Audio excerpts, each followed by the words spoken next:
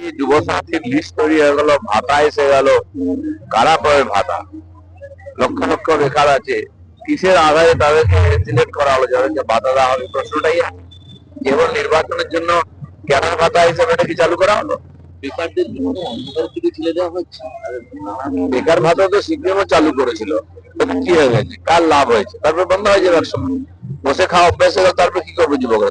ভবিষ্যৎ কি হবে? সিপিএম তো চলে গেছে, কিন্তু বেকাররা বেকারই থেকে গেল। কৃষ্ণনগরে দুটো পুলিশ একটা অফিসে বদলি করা হয়েছে, কোথাও ভোটের আগে একটা ক্লিন ইমেজ তৈরি করতে চাইছে সরকার। দেখুন, মমতা ব্যানার্জি প্রথম কথা পুলিশের উপরে এখন আর বিশ্বাস করতে পারছেন না। পুলিশের উপর ভর করে জিতে যেতেন, কিন্তু পুলিশের উপর ভরসা করতে পারছেন না, তাই রোজ অদল করছেন। কিন্তু পুলিশও বুঝে গেছে যে এবারে পরিবর্তন হবে, তাদের জায়গা পরিবর্তন করে বাঁচানো যাবে না, আর সেই পরিবর্তন করেও তাদেরকে চাকরি করতে হবে। তারাও সেফ সাইড নিচ্ছেন, এই চোরদের সঙ্গে আর তারা সহযোগিতা করতে রাজি নন। জিএনডিকে থেকে অনুব্রত, তারপরে পার্থ এবং বাংলাদেশের যে জায়গা পেয়েছেন বালু, মানে জেল খাটা নেতাদের উপরে ভরসা রাখছে তৃণমূল। না, জেল না খাটলে টিএমসি বড় নেতা হওয়া যায় না। আগে স্বাধীনতা সংগ্রামীরা জেলে যেতেন, তাদেরকে আমরা বাছাই করতাম। টিএমসি সেই কালচার নিয়েছে, যত বড় চোর তত বড় নেতা। কিন্তু প্রশ্ন হচ্ছে, মমতা ব্যানার্জি সেই লোকগুলোকে বিশ্বাস করেন যারা তাকে পার্টিতে এনেছে, টাকা তুলে দেয়। বাকিদের উপরে ভরসা নেই, কে কখন এদিকে ওদিক চলে যাবে। গত ইলেকশনের তার যে অভিজ্ঞতা, ইলেকশন আগে হু হু করে সবাই বিজেপিতে চলে এলো, তো এই এদের উপরে ভরসা করতে পারছেন না, তাই পুরোনো লোকতেই ভরসা করছেন। না 5 লক্ষ, সবচেয়ে বেশি অনুপস্থিত। আমাদের যেটা আশঙ্কা ছিল যে বিরাট একটা সংখ্যা বাদ যাবে, এখনো আছে। যারা হাজিরা দিয়েছেন তাদের মধ্যেও বহু লোক এরকম আছে যাদের কাছে বৈধ ডকুমেন্ট নাই, এবং তাদের নামও বাদ যেতে পারে। কাজিয়া এখনো মিললো না, তারপরে মানে এই জিয়ে রাখতে চাইছেন কেন?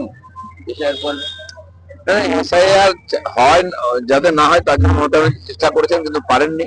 নির্বাচন কমিশন যেভাবে আর খুব সিরিয়াসলি বিষয়টাকে নিয়েছে, অফিসার পাঠিয়ে করেছে, এত নন কোঅপারেট করা সত্ত্বেও, সেই জন্য আমরা এখনো বিতর্কিত করে এটাকে হেঁটে দেওয়ার চেষ্টা করছি।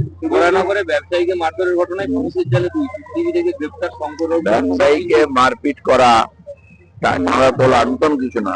পুরো পশ্চিমবাংলায় অন্য রাজ্য থেকে যে ব্যবসায়ীরা এখানে ব্যবসা করতে আসছেন, তারা ভয়ে আসছেন না। ত্রিপুরার ব্যবসায়ীকে এক কাউন্সিলর তুলে নিয়ে গিয়ে আটকে রেখেছিল, টাকা দিতে হবে। তো এটা নতুন কিছু নয়। সরকার যতদিন থাকবে এই তোলাবাজি, লুটতরাজ, মাননীয় প্রধানমন্ত্রী বলেছেন মহাজঙ্গল রাজ, সেদিকেই যাচ্ছে ব্যাপারটা। শুভেন্দুর মুখে এবার নতুন তারিখ, 25 ফেব্রুয়ারি আবার আর বলবেন ডিসেম্বরের পরিবার 28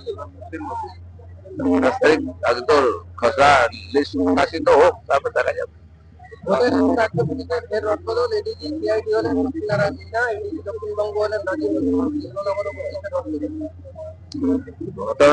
পুলিশের উপরে যে ভরসা করবেন সেই সুযোগ পাচ্ছেন না। যাকে ভরসা করতে যাচ্ছেন বলছেন যে সেও আর তাদের কথা মতো কাজ করছে না, কারণ সবাই নিজের ভবিষ্যৎ ভাবছে। এ সরকার থাকবে না, কিন্তু কর্মচারী থাকতে হবে।